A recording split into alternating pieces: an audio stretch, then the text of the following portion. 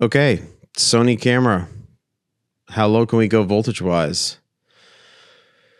So I've got my camera set up as I normally would shoot with it. I've got the monitor on top. I've got the boom mic. This is basically how I shoot with this camera every single week when I shoot. And then I've shot with it quite a bit, so I'm pretty familiar with how everything works. I've got everything connected through a DC power jack. Both on the camera and on the monitor, and both of those lead back to the power hat, which if you've watched my previous videos, you're familiar with how I made this and how I did it. I've got everything led back from my Agilent, so the Agilent's supplying the power, and right now I've got it off. And I'm going to start off with the power supply at 19 volts. It'll do up to 4 amps, as you can see on the screen, but it won't require that. And then I'm going to turn on the power supply. Now the monitor is the switch is already on the monitor. So as soon as I turn on the power supply, the current jumps up and the camera turns on. And then in a minute, the actual screen for the monitor will click on. So there you go. So the final amperage that the system, meaning monitor and camera together combined, is 1.25 amps. And if I hit record, you can see that writing to the card takes up a little more juice. So we're at, let's call it 1.3 amps on the total draw for the system. And then when I turn the record button off, it'll drop back down to the steady state of 1.25 amps at 19 volts. And if you're familiar with Ohm's law, if you take the voltage and multiply by the current, you get the total watts that the system's using, and then you can calculate your battery usage by the watt hours that you've got available in your batteries. Now, what I'm going to do here is I'm going to start adjusting the voltage down in 100 millivolt steps, so 1/10 of a volt at a time, and just start clicking down. And again, if Ohm's law, you're going to see that the amperage is going to go up because the power is the same. And so if you do the math equation, when you drop the voltage, the amperage goes up.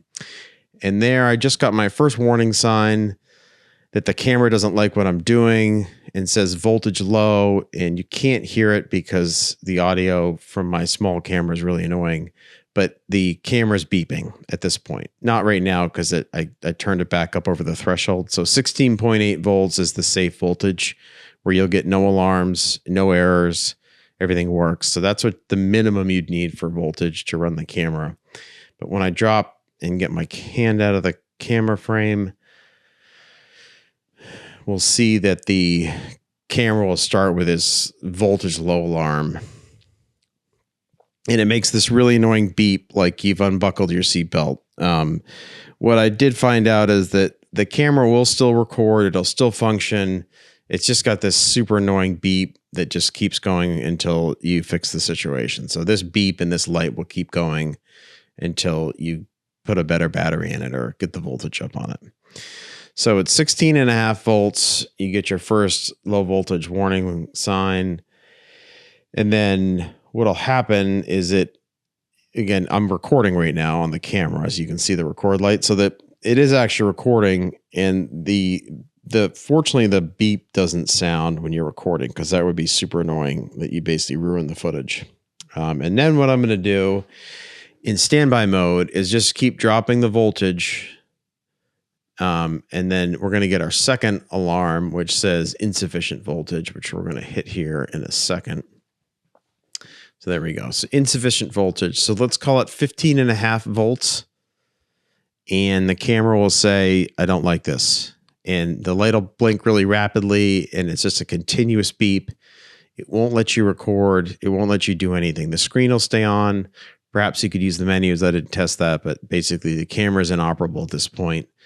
And then what I'm going to do is just keep pushing the voltage down until the camera drops out and is just totally non-functional. So 14.2 volts, and there you go, shut off. So that's the final number.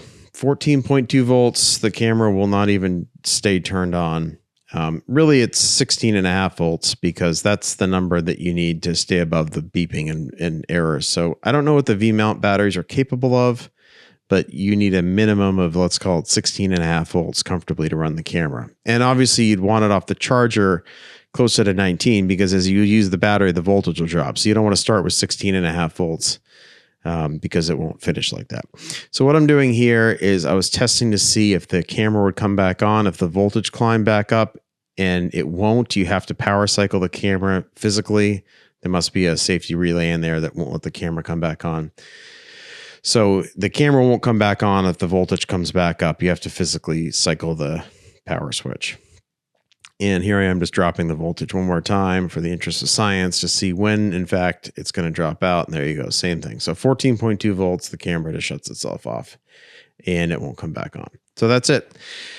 Those are the voltages. So you need a battery with, it's got a minimum, I'd say, of 16.5 volts at the bottom end, but probably closer to, let's call it 18 to 20. Those are the comfortable numbers that the camera needs to stay working.